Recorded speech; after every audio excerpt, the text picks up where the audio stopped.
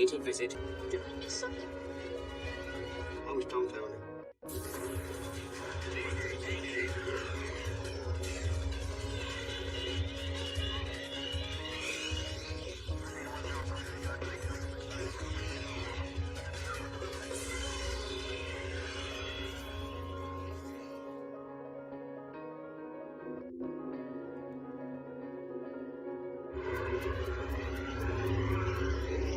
United Express Eastern Seaboard, bringing freezing temperatures. Cold enough for you? Captain Derek White is at the helm. He's a seasoned pilot with more than 3,600 hours of flight time. Actually, I kind of like it. Really? Anthony Samuels is his first officer. He just started flying for United Express 3 months ago. So to get the hang of it? Oh, yeah. Flight time is 1 hour and 30 minutes. They're flying a brand new Jetstream 4100. A small twin-engine turboprop designed for short regional flights. It's a high-performance airplane. It's complex, it flies fast, and the pilots have to anticipate what the airplane is going to do before it does it. The 4100 is the latest commuter plane in the Jetstream series. It comes with a brand new state-of-the-art computerized instrument panel known as a glass cockpit. Well, one of the things that's new and exciting about this aircraft is that, unlike its predecessor, which had a traditional cockpit, this has an electronic cockpit, where much of the information that was usually displayed in dials and gauges was displayed on various kinds of computer-type screens. The cabin holds up to 29 passengers. But tonight, on its last flight of the day, there are only 5. She hasn't had much to eat today. Taiwanese parents Su Chu-ling and Ki-Ping Lai are traveling with their daughter Yi-Sun Lai. They are on their way to see their son who goes to university at Columbus. The only other passengers on board are a businessman who lives outside Columbus and a 25-year-old student from Akron, Ohio. Flight 6291 is now cruising at an altitude of 14,000 feet. It's been a smooth but busy day for this particular aircraft. It has already made 6 different commuter flights through the U.S. Northeast. United Express 6291. Be advised, just had a report of some icing at 14,000. An aircraft ahead is reporting icing conditions. Does it lay right? Rime ice is a fast-forming ice that can be dangerous if it freezes to the surface of an airplane. For some parts of the aircraft, like the wing, having ice grow on that wing interrupts the airflow, interrupts the amount of lift that you have, and it's bad news all around. United Express 6291, you said it was moderate rime icing up to 14,000. Okay, thanks. We'll keep that in mind. In the cabin, the passengers settle in.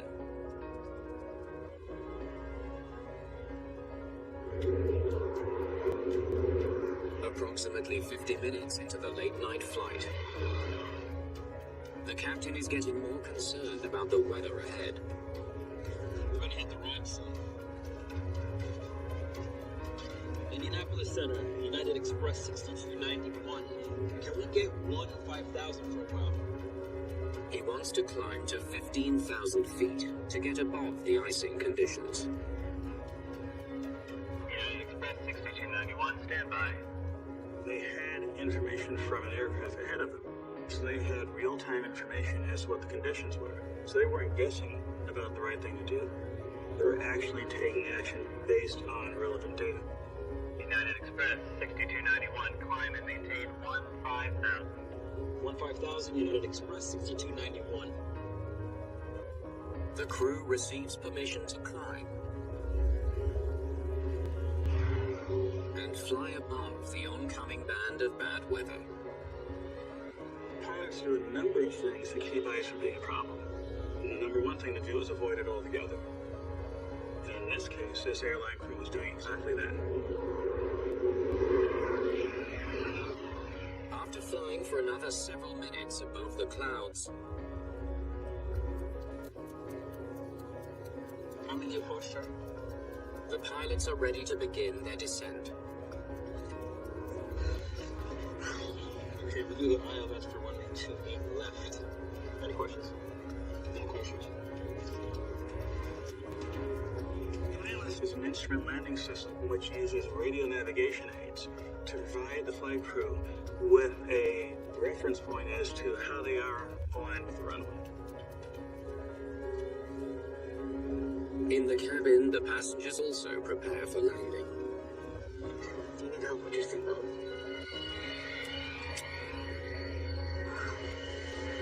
Yeah.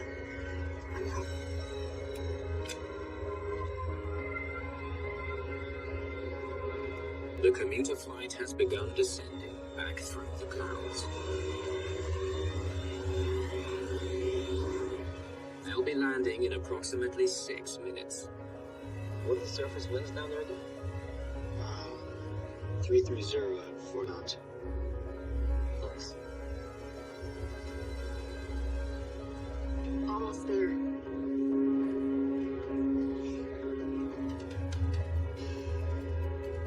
United Express 6291, reduce speed to 170 knots. The controller wants the plane to slow down for the approach to the airport.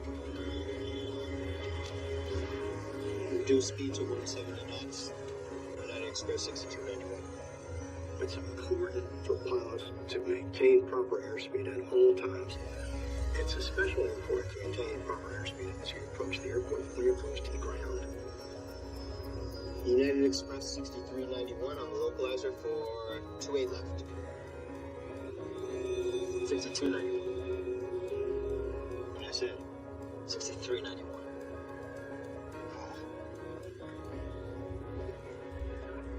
United Express 6291, Columbus Tower. Runway 28 left, cleared to land. Wind 300 at 4 knots. Cleared to land, United Express 6291. Okay, if you have all the speeds, don't worry about it anymore. Ref is 112. I got it. I did it for you.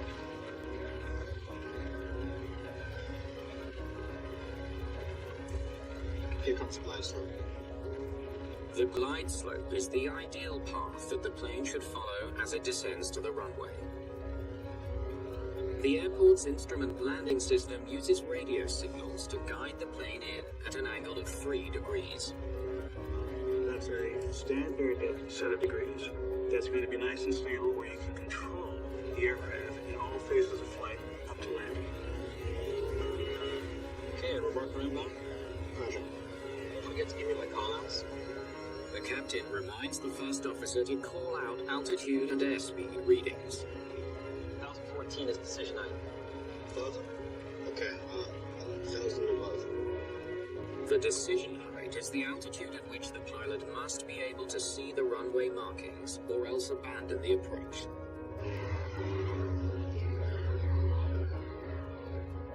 As the plane breaks out of the clouds, the runway's in sight. Okay, Flaps 9. You're down? It's okay. It's only the wheels coming down.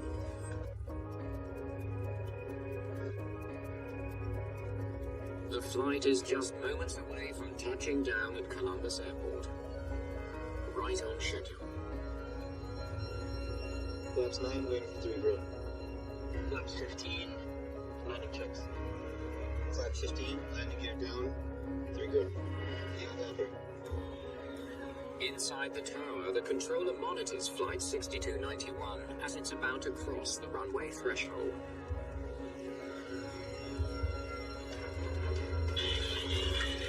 The plane becomes impossible to control.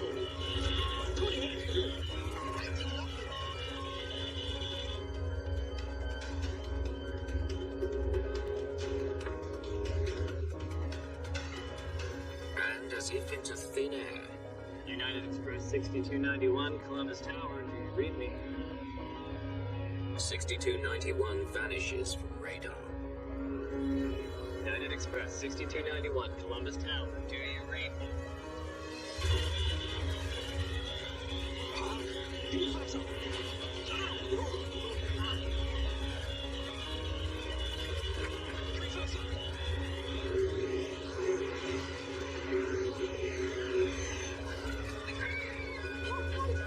Only 1 mile from the runway.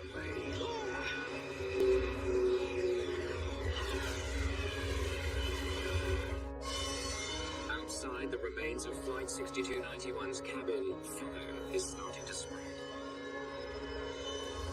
And the passengers who survived know their time to escape is limited.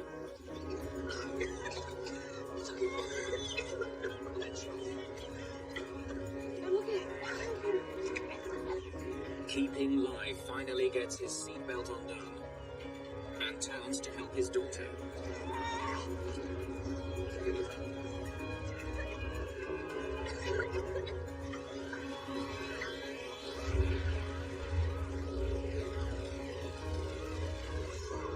Keeping Lai now searches for a way out.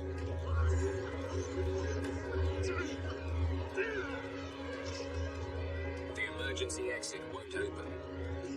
He tries the rear of the plane. The situation is critical. Leaking fuel from the crash could ignite an explosion at any moment. Finally.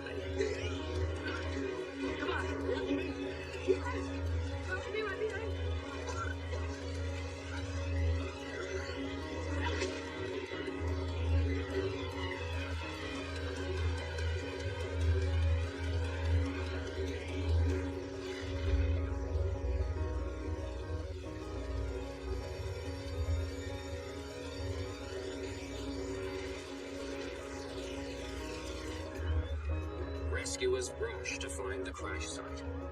Among them are police officers from the Gahanna, Ohio Police Department. The weather that night was cold, but it was very moist, like almost a freezing fog, mist type of night. It really sticks out in my mind how intense the fire was at the time. I didn't see any way possible that somebody actually in the crash zone itself could survive. Keeping Lai, his wife and daughter are the only ones to survive. All of a sudden, the plane just shaking very badly. So I thought that something's going to happen. This is the first fatal accident involving the Jetstream 4100. For the safety of all the passengers using this plane, it's critical to figure out what happened.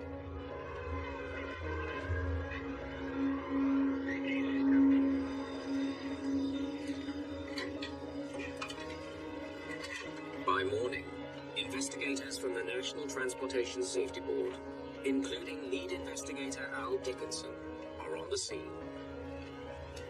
Okay, let's make sure we got all four corners. They first need to find out if the entire plane is at the crash site. If any major parts are missing, it could mean the aircraft was breaking apart before it hit the ground. The importance of finding all four corners of the aircraft is, if something comes off an aircraft before impact, you probably can trace it back to the initial cause of why they had a problem. So it's really important to identify those wingtips, the nose, and the tail. But their challenge is immense. What's left of United Express 6291 is barely even recognizable as an airplane. The fire was very intense, and it made it hard just to try to identify the different pieces of the aircraft. You see stuff and you wonder, what is it?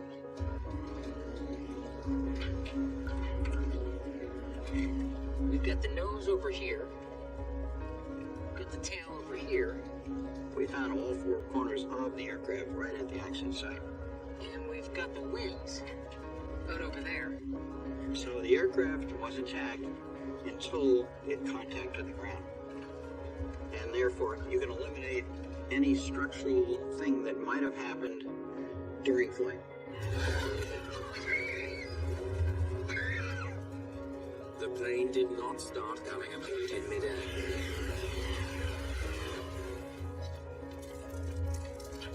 But was the pilot in control? The team needs more information to determine that. So, main landing gear hit there. Nose landing gear hits up here. We had marks from the left gear, the center gear, and the right gear. It's lined up with the runway, gear down. The crash is short. What we could determine by the ground impacts was that the aircraft was headed toward the airport on a steady heading at the time of impact. Hey, what do you got there? As the aircraft descended, its propellers cut through nearby trees. The angle of the cut marks tells investigators the angle of the aircraft as it came down. Okay, the propeller cut mark started about 60 feet up. Same on both sides. So it came in level. There was no indication from the tree impact that the aircraft actually went anything other than in a straight line into the trees and the ground. The impact marks on the ground and propeller cut marks in the trees suggest to investigators that the pilot was in control of the plane until moments before the accident. Hey, bring it in here. Dickinson and his team soon find a clue, a key part of the wing. Ice. Looks to be about a quarter of an inch. Let's get some pictures of this. It's the biggest clue yet. We found a couple of instances where you could see the amount of ice buildup. And it's always an issue because ice does degrade the performance of an aircraft. And you're always wondering, did that happen in this case? A buildup of ice on the wings interrupts the airflow over them and increases drag. This results in a loss of lift.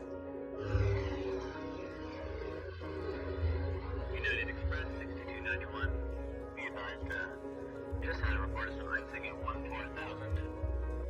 Did ice buildup on the wing's leading edges cause Flight 6291 to crash?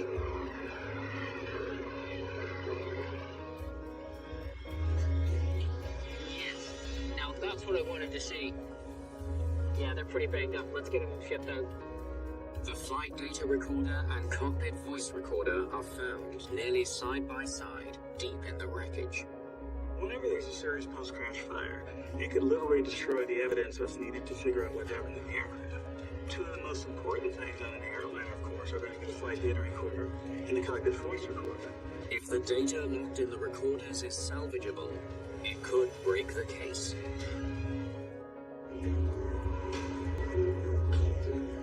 While investigators wait to see if the data on the flight recorders can be recovered, So we know we had a quarter to a half inch of ice on the leading edge of the wing. they'll need to find out if a problem with the aircraft's de-icing system caused the crash.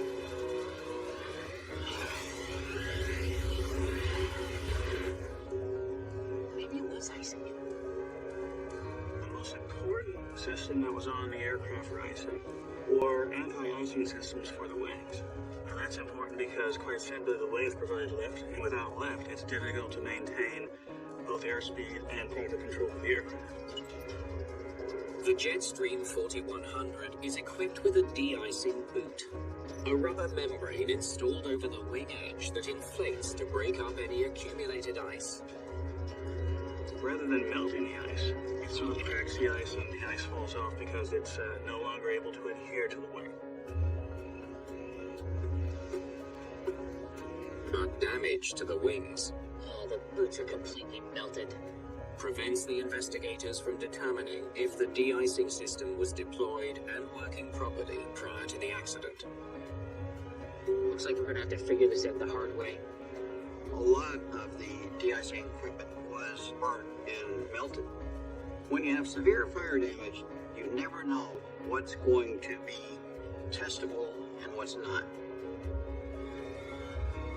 We have a cold front running through here. What were the weather advisories telling pilots? Dickinson hopes the experience of other pilots that night can help shed light on what happened to United Express 6291. Prime mixed icing between 2,000 and 19,000 feet. Did any other flights fly through it? If other pilots flew through the same icing conditions, they might have experienced a similar problem. Yes. 2, just before 6291 was due in. Okay, let's look at that. In this case, there were planes flying in the general area, and some of them landed at the airport in Columbus.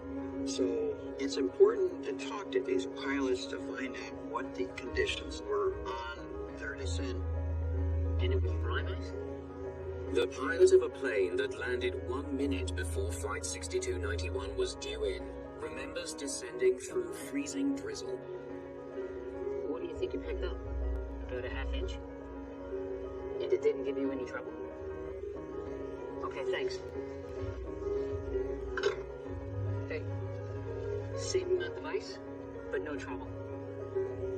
The pilot of the other plane reported similar conditions, but neither had problems landing. The fact that several airplanes landed preceding this airplane under similar weather conditions means the weather should not have precluded a safe landing at the airport. Thanks for coming in. So you left at 7? And when investigators speak to United Express pilots who earlier in the day flew the same plane And you had to de-ice? through similar weather, they report no difficulties with the plane's de-icing system. We looked at everything that was involved in the weather situation.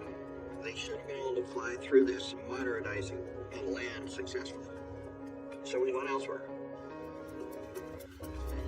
The air traffic controller was the last person to speak with the crew about the weather. He might be able to confirm what they knew about the ice in their path. Okay, so take me through. They asked to climb to 15,000 feet to avoid icing, so they knew about it. Okay, does anything else stand out?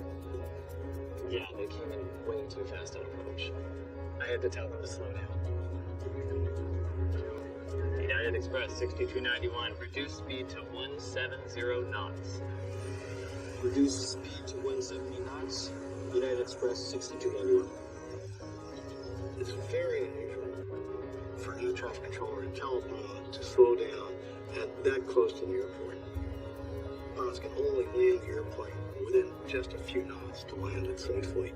So But why were the pilots flying so fast, so close to the airport?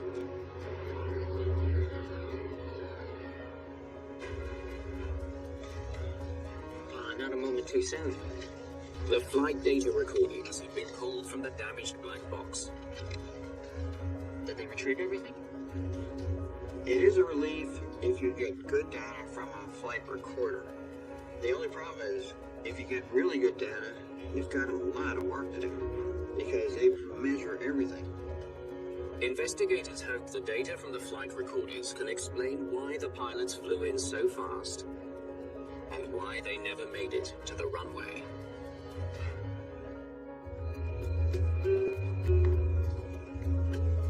Okay, this is the ice that they flew through. Dickinson and his team have now reviewed the flight data recordings and plotted Flight 6291's airspeed and altitude into a descent profile. 240 knots. They were screaming through this. Looks like a slam dunk. When I looked at the FDR data, it gave me a definite indication that these guys were just trying to get through that icing condition by doing a slam dunk type approach. A slam dunk is when a plane nears the approach high and then descends rapidly to the runway, often to get through bad weather quickly. But it's a risky maneuver. The thing about doing a slam dunk is that you can fly really fast to get through ice. But if you don't look well ahead of the aircraft, you can easily slam it right into the earth before you realize that you've done it. Here, they're going so fast. The controller has to slow them down. United Express 6291, reduce speed to 170 knots. And then, speed and altitude drop and drop, and drop. Did the pilots lose control of their plane while performing a slam dunk? Barely 3 minutes later, there were 100 knots. What's the airspeed supposed to be? Operations manual says 130 knots. So they go from way too fast to way too slow. How do they manage that? Investigators turned to the flight data recorder, looking for something that might explain the drastic change of speed. It's here.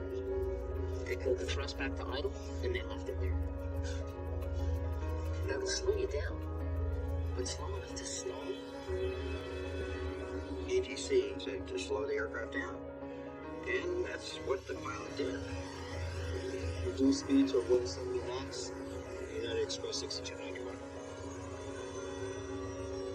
The trouble is that the aircraft never stopped slowing down.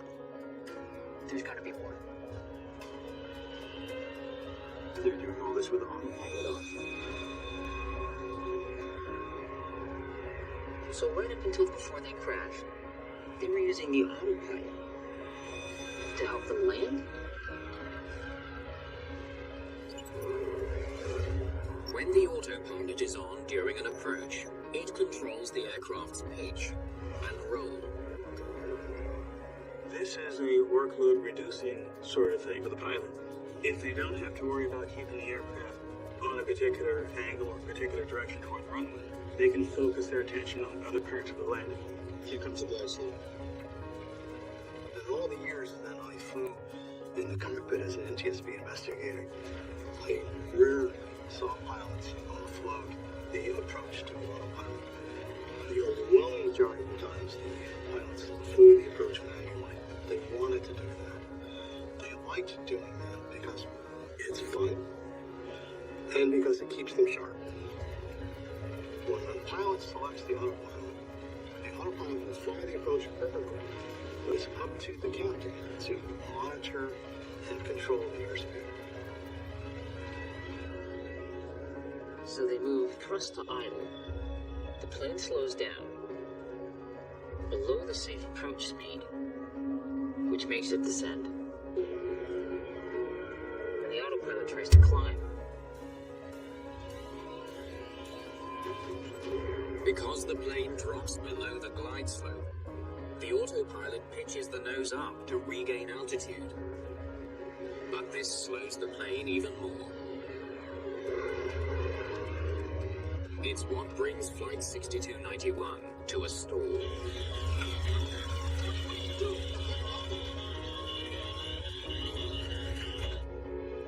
What are these guys thinking? Listening to the conversations on the cockpit voice recorder may be the only way left to solve the mystery of the crash.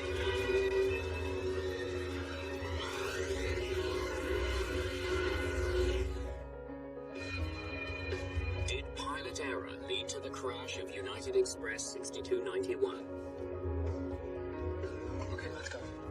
Investigators turn to the cockpit voice recorder to find out if the conversation between the two pilots can offer any clues. Hold it up for you. Excellent comment. Really? It's the only place where we can listen to what's going on inside the cockpit. You can tell from the interaction between the captain and the first officer whether they work better or they work worse. If one guy had a bad night, just by their comments, you can tell what they're doing. The CVR confirms that the crew was aware of the icing conditions. We're gonna hit the ramp soon. Okay, so they definitely knew what they were flying into. The question is, how did they deal with the icing?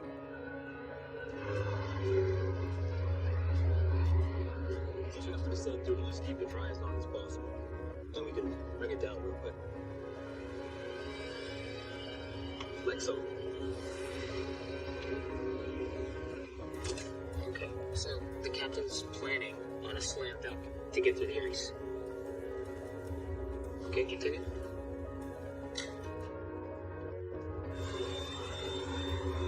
10 minutes later in the flight, What are the surface winds down there? 330 and 4 knots. Nice. Tell you what. Yeah. What's the boats?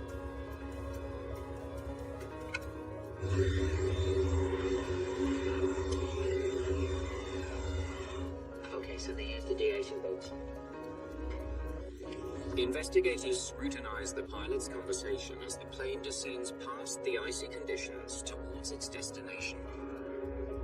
United Express 6291, reduce speed to 170 knots. Reduce speed to 170 knots. United Express 6291. Okay, we're here now. This is where they pull back the thrust to idle to slow the plane down. They were too fast at what's called the outer marker to lower the flaps and lower the gear properly. So the key thing that had to happen is they had to slow down. Less than a minute later, they're cleared to land. United Express 6291, Columbus Tower. Runway 28 left, cleared to land. Wind 300 at 4 knots. Clear to land. United Express 6291. And that's when investigators hear things start to go wrong. Okay, tap off the speeds, don't worry about it anymore. Rick is 112. I got it. I did it for you. Now there's definitely tension in the cockpit. Hit up the pass phone. Okay, we're marking inbound. Roger. Don't forget to give me my call outs. 2014 is decision height. 1,000? Okay. 1,000 a month. Okay, flaps 9.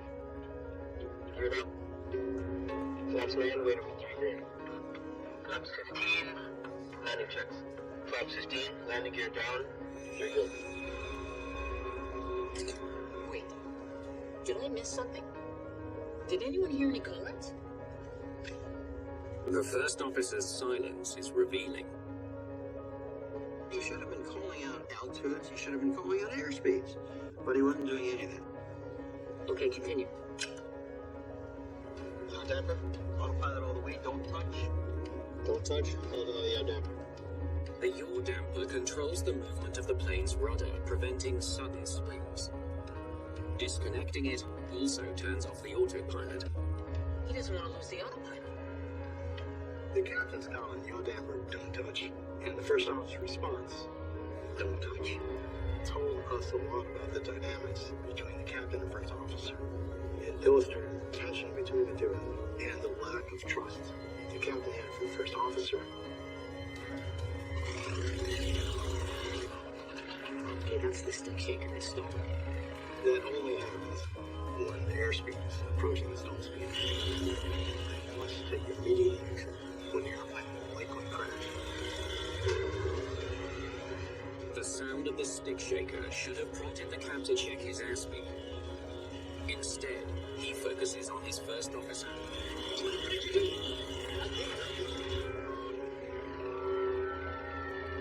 I was dumbfounded.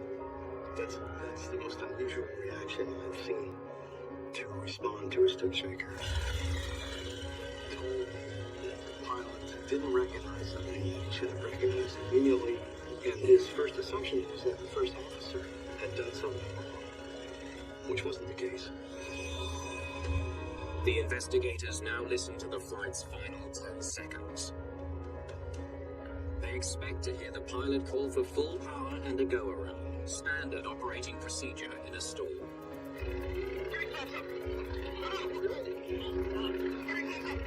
Flaps up in a stall?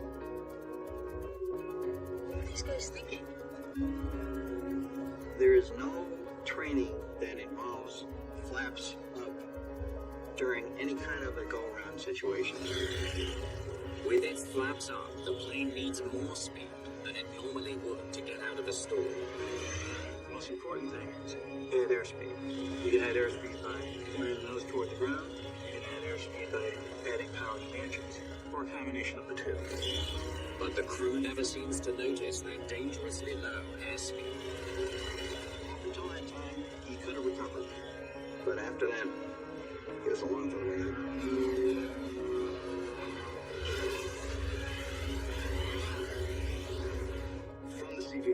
pretty clear that the captain did not feel he could rely on the first officer. It's also clear the first officer did not diagnose the need for the captain to increase the airspeed as he should have. And therefore, it's pretty clear that the team, the captain and the first officer, was ineffective.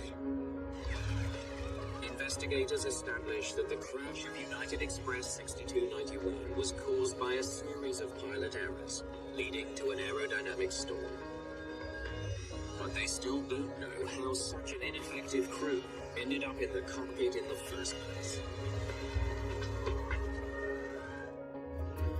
Investigator Dickinson and his team combed through United Express pilot records for background about the crew of Flight 6291. You got the captain's records, then the first officers. The first officer's records with the airline are surprisingly thin. That's it? This guy's totally green. Hired 6 months before the accident. Finished training 1 month before the accident. And he's only got 2.5 hours of flight experience on the Jetstream 4100. He wasn't a bad pilot. He had a fairly good reputation, but he was not at all familiar with flying in the 4100, and he had very little confidence to state what he wanted. And that was brought out in looking at his records. What about the captain? The captain's records also raise serious questions about his qualifications. Look at this. Made a habit of failing his check rides. When Captain White joined the company 2 years before the accident, he trained to become a first officer. He failed his first simulator check due to difficulty managing the cockpit instruments during landing. More training was required. You could talk to pilots as I have and ask them, have you ever failed a check ride? And it's very rare that a captain or first officer will say, yeah, I failed one.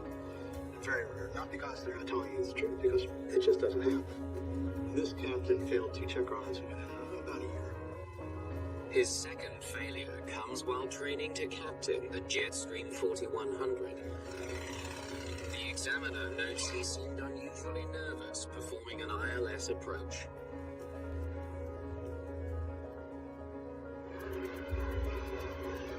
But after 2 hours and 20 minutes of additional flight training, he passed his follow-up check ride and became a captain on the 4100.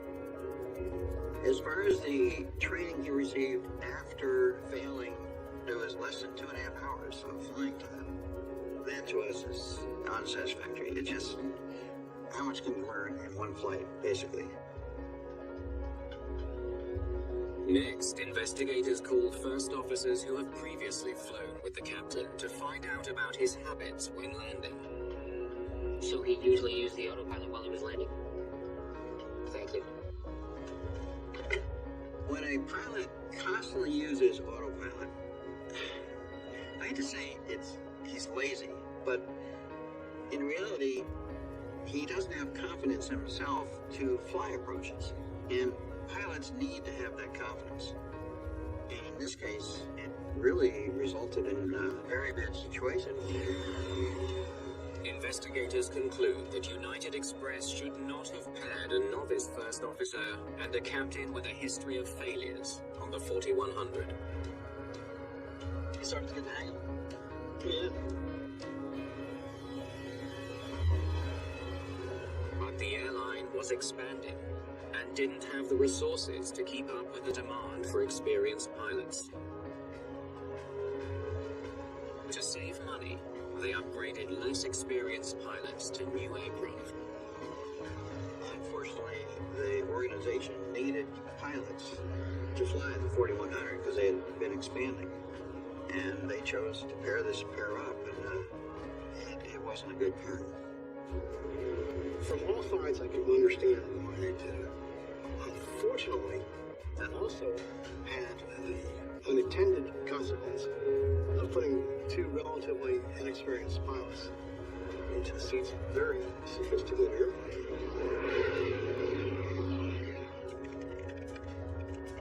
In their final report, The NTSB concludes that pilot error was the primary cause of the crash of United Express 6291. Yaw damper. Autopilot all the way, don't touch. Don't touch, hold on the yaw damper. An ineffective crew failed to notice their airspeed had dropped so low that a stall occurred. What did you do? I did nothing. And instead of increasing thrust as they should have, Give me thumbs up. Give me thumbs up. they raised their flaps, making the crash inevitable.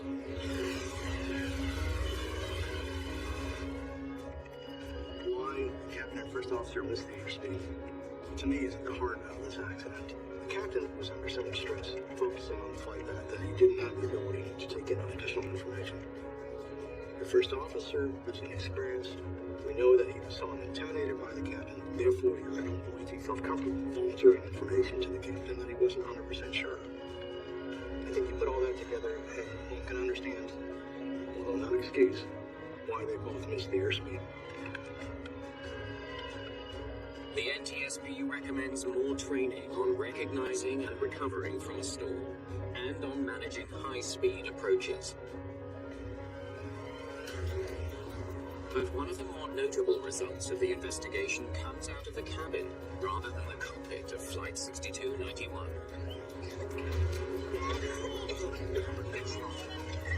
The survivors indicated that they had a hard time releasing the buckle, and they struggled with it. They had to release tension in order to get the buckle to work right. We tested those belts and found when you put them under tension, they couldn't release them. So that's one of the good things that came out of this report, is the seat belts have all been replaced or taken out of aircraft that had these type of seat belts. It's a valuable finding from a tragedy that could have been avoided. This accident was very likely evidence of the flight crew, specifically the captain, perhaps leaning on technology too much. The lesson, which is absolutely relevant today, is that no matter how sophisticated the aircraft, no matter how modern the cockpit is, it comes down to a combination of one's skill as a pilot and also one's understanding of how the airplane behaves at all phases of flight.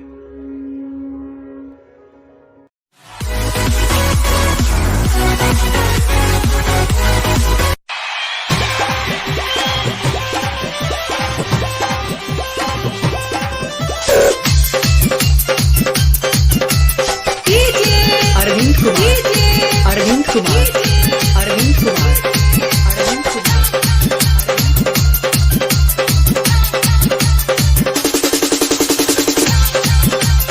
Aditya recording studio Sanwara बाजार। होलिया में काहे भौजी लुकाइल तू बारू, रंग डालवावे में ला जाइल काहे बारू। होलिया में काहे भौजी लुकाइल तू बारू, रंग डालवावे में डेराइल काहे बारू। अइबू नाही बहरी त ताला तोहर तुरी हसन। गाँव भर के लइकाया जे ऊपर नीचे रंग हसन। गाँव भर के लइकाया जे ऊपर नीचे रंग हसन। आदित्य रिकॉर्डिंग स्टूडियो सनवारा बाजार। Arvind Kumar.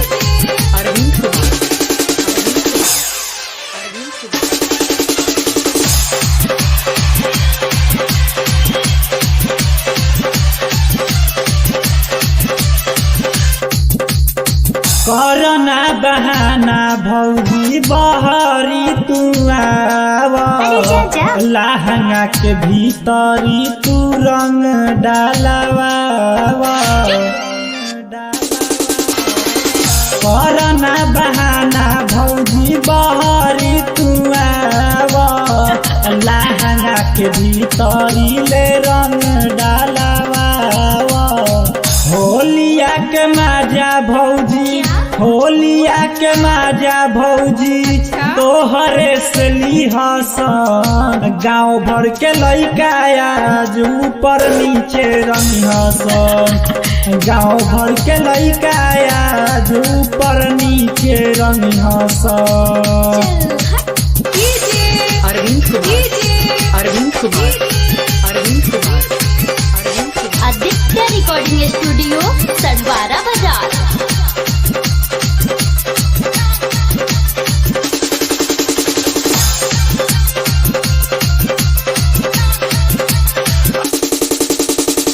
विष्णु अकेला तोहरा गलिया के रंगी नीकेश निराला तोहके पाजा में धली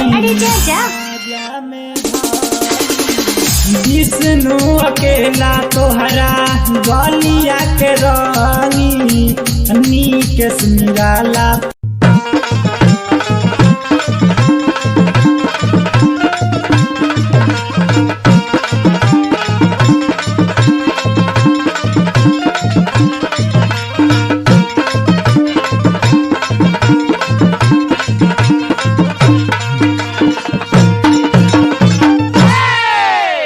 अरे ये सुआ के मम्मी का हो?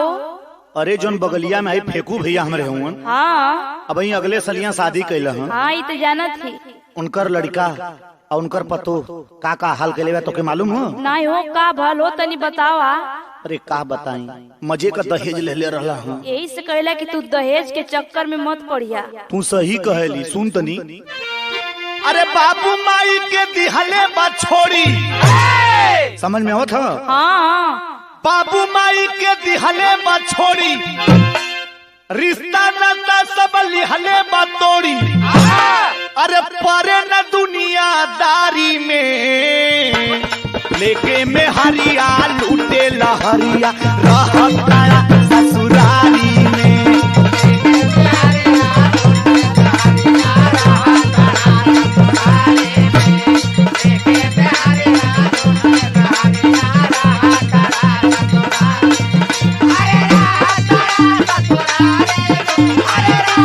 बुझा दारू अरे हाँ हो बड़ा दहेज ले ले रहना बड़ा दहेज ले ले रहना। तब हो गया। पहली फेकुआ के इतना दहेज के चक्कर में मत पड़ लेकिन ना सुनत रहो। हे सुनत हुआ? हाँ बोला। अरे जब से वो आई है ना हाँ बड़ी मन बड़ू न बा हो। अच्छा तुहू के पता लगा पहले से? हाँ सुना हमार बात। बता। सासू ननद के झोटा कबारे। अरे बाप रे। अरे ससुर भसुर के झाड़ू से मारे आ सबके नचावे इस सरवे पे। अरे मर्दा के संगे कर्जा उड़ावे बोला के रखे लई हरवई में। सुनत हुआ ना? सुनत ही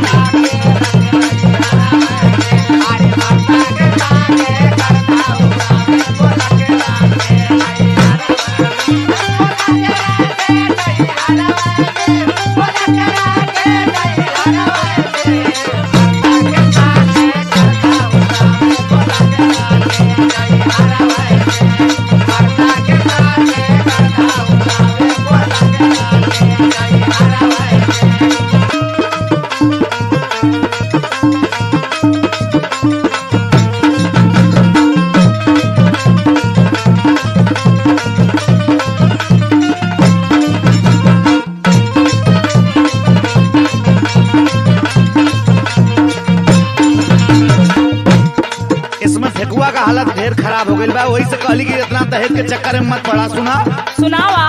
नया नया लइकन के नया नया रीत बा।